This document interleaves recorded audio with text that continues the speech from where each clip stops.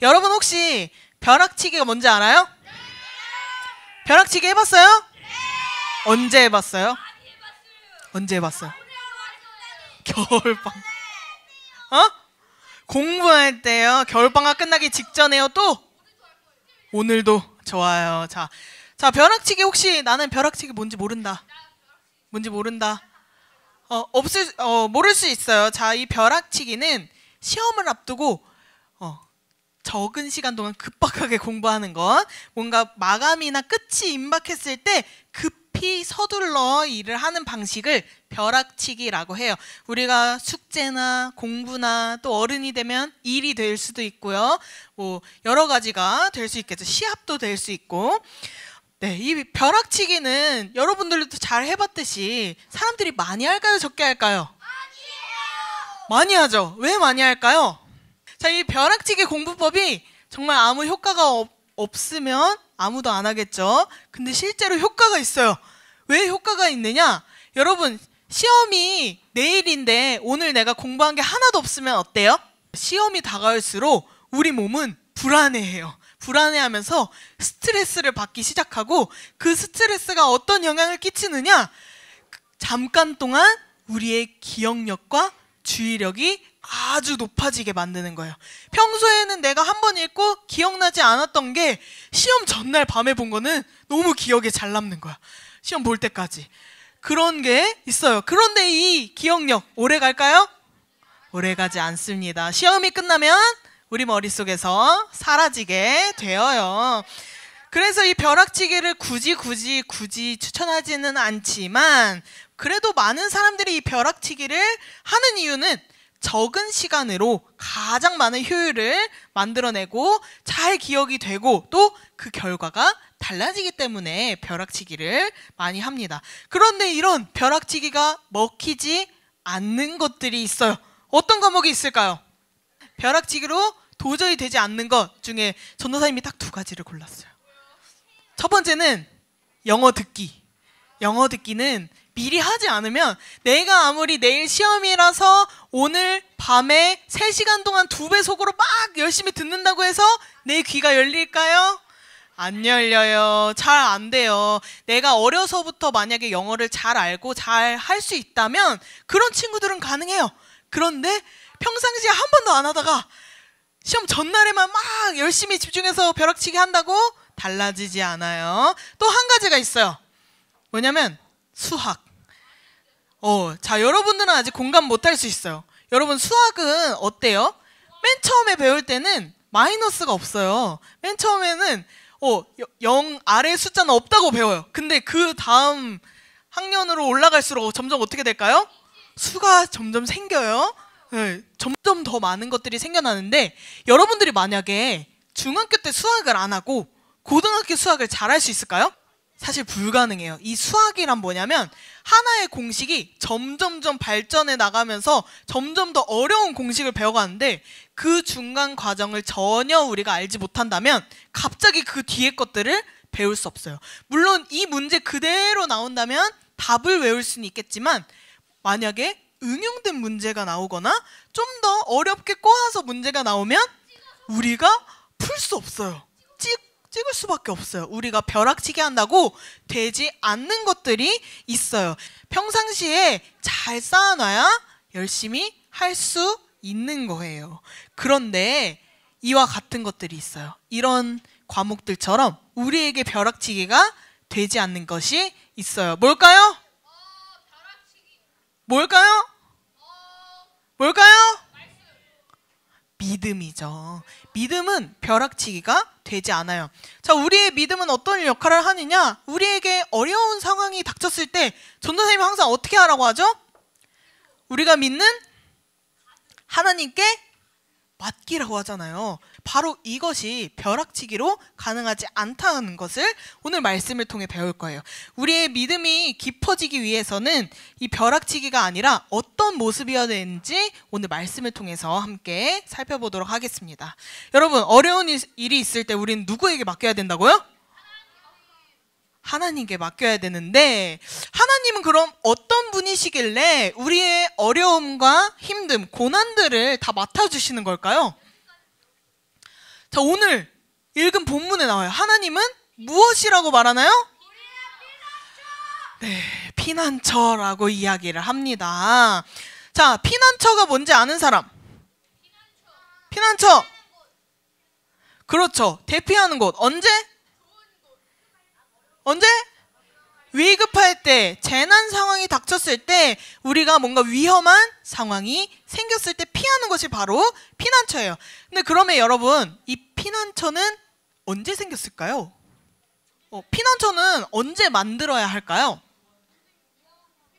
위험한 상황에 힘든 일이 생겼을 때? 자, 한번 들어보세요. 여러분, 전쟁이 났어요. 그러면 피난처를 만들어요. 그럼 그 피난처가 소용이 있을까요? 소용이 없죠. 왜요? 그렇죠. 이 피난처는 전쟁하기 전에 만들어야 돼요. 하고 나서라도 그 전쟁이 끝난 다음에 만들어야 돼요. 왜요? 전쟁 중에 만들면 누가 그 피난처에서 몸을 피할 수 있어요? 아직 만들어지지 않았는데. 그 피난처는 그럼 언제 만들어요? 우리가 안전할 때, 우리가 평안할 때, 평소에 만드는 것이 바로 피난처예요. 근데 평소에 아무 일도 일어나지 않을 때 이 피난처를 만들면 사람들이 어떻게 생각할까요? 왜 이상하게 생각하죠? 왜 이상하게 생각하죠? 그 일이 아직 일어나지도 않았는데 이게 왜 필요해? 라고 생각하는 것이죠. 우리가 성경에서도 이런 내용을 들어본 적이 있어요. 바로 노아의 방주 이야기에. 노아가 방주를 어디다 만들었어요? 산 꼭대기에 만들었어요. 그걸 보고 사람들이 뭐라 했을까요? 네, 맞아요. 노아가 이제 제정신이 아니야. 하나님을 너무 막 믿다 못해. 이제는 제정신이 아니라서 산 꼭대기에다가 배를 만들고 있어 라고 생각했어요. 노아가 방주를 만들 때 사람들은 이해하지 못하고 노아가 이상한 사람이라고 생각했어요. 근데 그때 만들어 놓지 않았다면 노아와 노아의 가족들은 그 홍수를 피할 수 있었을까요? 아니요. 비가 오기 시작한 다음부터 배를 만들었으면 완성할 수 있었을까요? 그럴 수 없었을 거예요. 정작 어려움이 닥쳤을 때 피할 수 있는 곳을 찾을 수 없는 거예요. 미리 만들어두지 않으면요. 그래서 평안할 때, 안전할 때 그 피난처를 미리 준비하는 것이 필요해요. 우리도 어려움이 생겼을 때 하나님을 찾으라고 해요. 그런데 가끔은 하나님이 잘 안 찾아지는 경우가 있어요. 나 어려움이 있어서 기도했는데 안 들어주시는 것 같아. 왜 문제 해결 바로 안 해주시지? 왜 나를 도우신다면서 왜 안 도와주시지? 왜 보호 안 해주시지? 라는 생각이 들어요. 왜 그런지 알아요? 왜 그런지 알아요? 평소에 안 찾아서 그래요. 우리가 여러분 기도를 잘하는 사람도 있고 잘 못하는 사람이 있어요. 근데 이 두 사람의 차이는 기도를 많이 해봤느냐 안 해봤느냐로 갈릴 수 있겠죠. 여러분, 자, 지금부터 통성으로 기도하겠습니다 라고 하면 여러분들 하나님께 무슨 말 할 거예요? 랄랄라? 네, 뭐 하나님 감사합니다. 뭐 생각하다가 한두 마디 하면 무슨 말을 해야 될지 모르겠어요 라고 하는 친구들이 있을 거예요.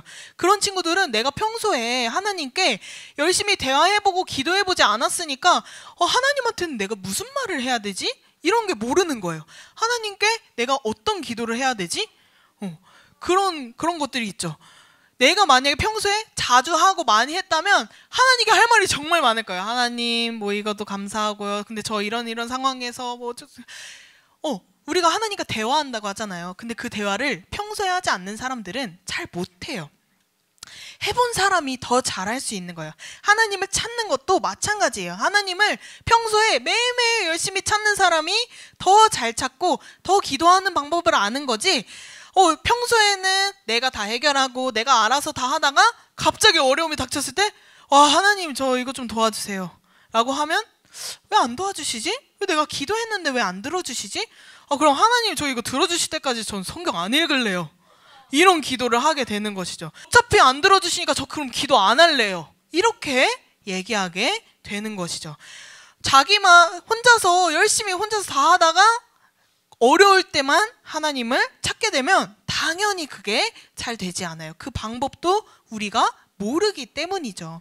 그럼 우리가 하나님을 언제 찾아야 될까요? 그럼 언제?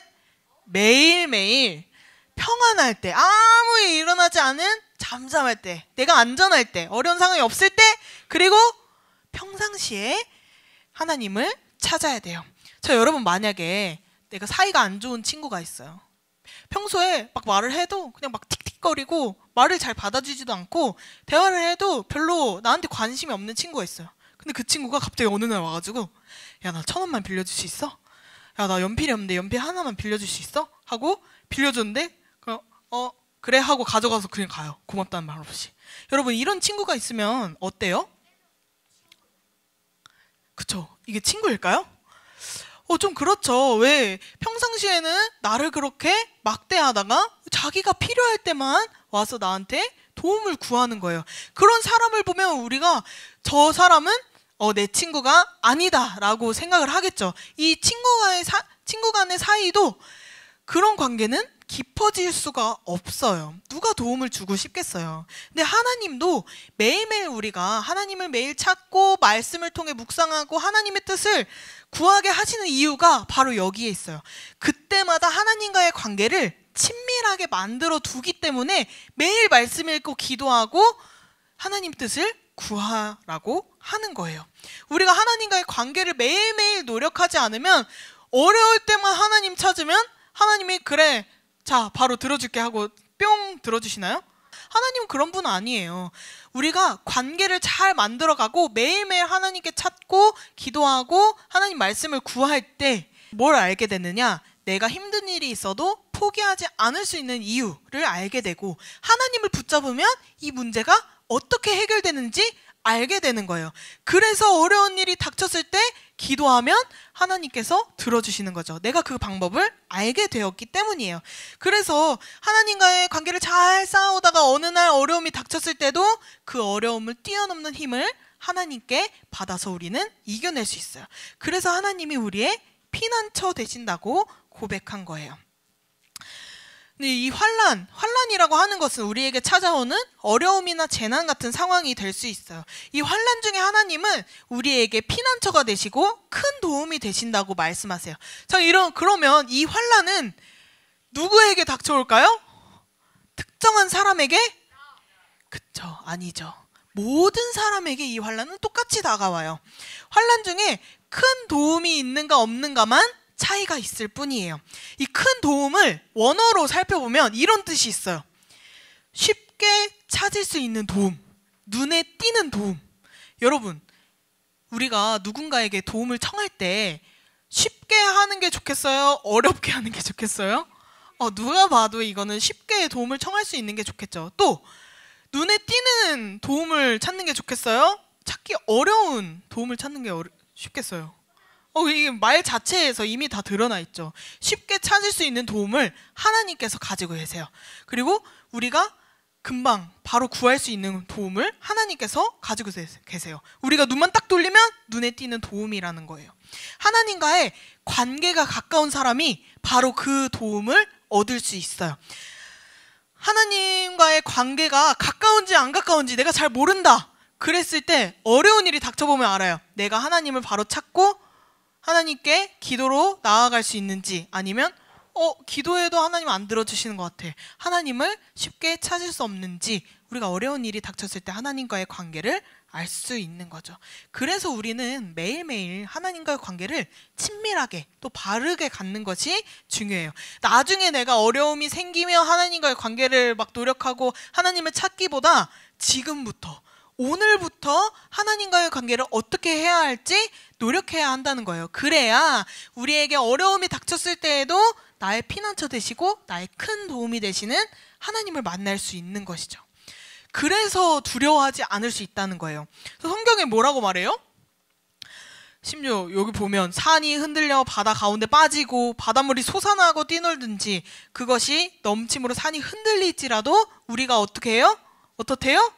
두려워하지 않는다고 말해요. 그래서 두려워하지 않는 거예요. 언제든 하나님이 나를 도우시고 지키시는데 내가 걱정이 되고 두려워할 일이 생기지 않는 것이죠. 여러분, 사람들이 언제 가장 두려워하고 걱정하고 불안해떠는지 알아요? 예를 들어서 설명해 볼게요. 여러분, 운동화에 흙이 묻으면 여러분 두려워요? 안 두렵죠? 왜요? 왜요? 털면 되죠. 혹은 막 정말 진한 진흙이 묻어도 어때요? 씻으면 되죠. 자, 근데 딱 가다가 팔에 파리가 붙었어요. 두려워요? 두렵지 않죠. 뭐 내가 죽일 순 없어도 그냥 날려버리면 괜찮죠. 그러면 사람들은 어떨 때 두려워할까요? 맞아요. 내가 어떻게 해결해야 되는지 모를 때, 내가 신발에 흙이 묻은 거는 털어내고 씻어내면 돼요. 팔에 파리가 앉았을 때 쫓아보내거나 죽이면 돼요. 근데 내가 해결하지 못하는 어려움이 있을 때 걱정하고 불안해하고 두려움에 떠는 거예요. 근데 하나님과 관계가 친밀한 사람들은 어떤 도움이 있어요? 쉽게 찾을 수 있는 도움, 눈에 띄는 도움, 하나님이 계시기 때문에 그게 두렵지 않은 거예요. 왜냐? 해결 방안이 우리가 알고 있으니까 두렵지 않은 거예요. 마치 신발에 흙 묻은 걸 털어내는 방안처럼요. 그게 있으니까 두렵지 않다는 거예요. 어려움이 생겼을 때 바로 하나님을 찾기 때문에, 바로 하나님께 구해서 우리의 어려움들을 해결할 수 있기 때문에 이것 때문에 걱정하고 불안해하고 두려워하지 않는다는 것이죠. 이 두려움을 이기는 용기가 하나님께로부터 나오는 거예요. 이런 모습으로 살았던 성경 인물이 여러 명 있어요. 시편에 등장하는 다윗 있죠. 다윗은 자신을 죽이려 하는 사울에게 쫓길 때에도 두려움에 떨거나 걱정과 불안 가운데 휩싸이지 않았어요. 어땠냐면 밤이 되면 동굴 들어가서 편하게 자고, 낮이 되면 일어나서 하나님을 찬양하고 기도하고 감사하고 또 그렇게 도망쳤어요. 그랬더니 하나님께서 이 다윗을 잘 도망가게 이끌어 주셨죠. 또 한 명이 있어요. 다니엘. 여러분 다니엘 알아요? 다니엘 잘 몰라요? 다니엘은 외국 사람이겠죠. 다니엘은 자신이 살던 나라가 망했어요. 그래서 그 이웃 나라에 포로로 끌려가게 되었어요. 근데 그 상황에서도 다니엘은 두려워하거나 불안에 떨지 않고 하나님께 항상 원래 자기 나라에서 하던 대로 하나님 앞에 기도하고 감사하고 하나님 앞에 예배했어요. 그리고 그 왕이 하나님께서 싫어하시는 우상 숭배한 음식을 먹으라 했을 때도 거절했어요. 두려워하지 않았어요. 그래서 그 왕의 명령을 거절하고 나서 사자굴에 붙잡혀 들어가기도 했죠. 이 두 사람의 공통점을 찾는다면 어려운 상황에서도 불안해하거나 두려워하지 않았다는 거예요. 오히려 하나님 앞에 기도하고 감사했어요. 그들의 마음은 평안했어요. 왜 그랬을까요? 그들에게는 해결 방안이 있었던 거예요. 두려울 만한 일이 아니에요. 그냥 흙 탁 털어내듯이 하나님께 맡길 수 있었던 거예요. 그렇게 했더니 하나님께서 그 어려운 상황에서 구원해 주셨죠. 다윗은 그렇게 막 사울이 쫓아오고 정말 요리조리 피해 다녔다 해도 들킬 수 있는 상황이 정말 많았지만 한 번도 들키고 죽지 않았어요. 들키지 않고. 그리고 다니엘도 사자에게 잡아 먹힐 뻔했으나 하나님께서 그 사자의 입을 막아주셔서 살리셨어요. 여러분, 나무가 튼튼히 자라기 위해서는 나무에서 뭐가 제일 중요할까요? 그렇죠. 뿌리가 가장 중요해요. 뿌리가 깊이 튼튼하게 내려가 있는 나무는 어떠한 풍랑이나 태풍이 와도 튼튼하게 버틸 수 있어요. 마치 우리가 이런 뿌리 깊은 나무처럼 되어야 해요. 우리는 예수님과의 관계가 깊어져야 다가오는 어려움에도 흔들리지 않고 우리가 이겨낼 힘이 생기게 돼요. 예수님을 믿고 따르면서 우리의 삶이 예수님 안으로 깊이 뿌리 내려야 한다는 거예요. 뿌리가 깊이 내려졌다는 건 비바람이나 태풍이 온다고 해도 흔들리지 않고 견고하게 서 있다는 것을 의미해요. 다시 말해서 예수님 안으로 깊이 뿌리 내렸다는 건 예수님의 말씀을 배우고 기도하면서 예수님을 따라 살며 어떤 상황에서도 두려워하지 않는 그 믿음을 말하는 거예요. 이런 삶을 살아갈 때 우리의 믿음이 더욱더 튼튼해지고 우리 마음도 어려운 상황에서도 흔들리거나 두려워하지 않고 잘 이겨낼 힘이 생기게 된다는 것이죠. 여러분, 우리가 힘들거나 어려운 상황, 우리가 해결할 수 없는 상황이 왔을 때 하나님께서 나를 도우시기 원한다면 평소에 그만큼 하나님을 찾고 하나님과의 관계에서 노력해야 해요. 다윗과 다니엘도 어느 날 갑자기 하나님을 찾기 시작한 게 아니에요. 매일매일 기도하고 감사하고 지금 해결하시지 않더라도 나를 좋은 길로 이끄심을 믿고 있었어요. 그랬더니 그 상황에서도 하나님이 함께 하셔서 해결해 주셨고 하나님이 지키시고 보호하신다는 것을 경험할 수 있었죠. 우리도 이 뿌리를 깊게 내리기 위해서 꼭 해야 할 한 가지가 있어요. 다윗과 다니엘도 빼먹지 않고 매일매일 했던 거예요. 바로 감사하는 일이에요. 우리가 감사하며 살 때 하나님과 더 가까워질 수 있어요.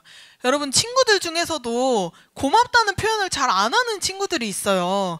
그런 친구들 보면 어때요? 이런 배은망덕한, 내가 해준 거 알지도 못하고 고마워할 줄도 모르고, 그런 친구들과 우리도 깊은 관계로 나아갈 수 없듯이 하나님과의 관계에서도 우리가 자주 매일매일 감사할 줄 알아야 돼요. 우리가 친구에게 받은 것보다 하나님께 받은 게 훨씬 더 크잖아요. 얼마나 많아요, 하나님께 받은 게.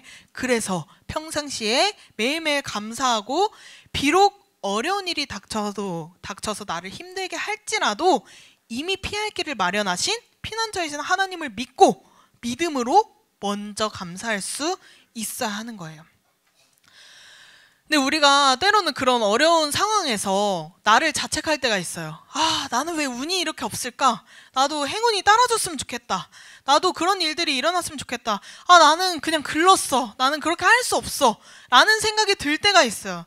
근데 우리 그렇게 자책하고 걱정하고 고민하지 않고 그때마다 어떤 생각을 하면 좋냐면, 아, 나는 예수님이 너무 필요한 사람이구나 라는 것을 깨달아야 돼요. 아, 나는 운도 없고 나는 이렇게 하지도 못하고 맨날 다 까먹고 말씀 까먹고 맨날 그대로 하지도 못해.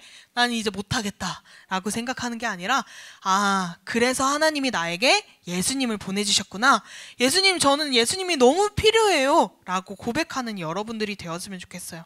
우리에게 예수님이 정말 필요하다는 사실을 깨닫고 날마다 다윗이, 다니엘이 매일매일 감사로 나아갔던 것처럼 우리도 매일 감사로 나아갔으면 좋겠어요. 여러분, 오늘이 어떤 주일인지 알아요? 네, 맥주 감사 주일이죠. 이 날이 어떤 날이에요? 하나님, 지금 여러분, 오늘이 7월 몇째 주예요? 7월 첫째 주예요. 어떤 의미냐면, 하나님 1월부터 6월까지 상반기 동안 잘 지켜주시고 보호하시고 인도해 주심에 감사합니다.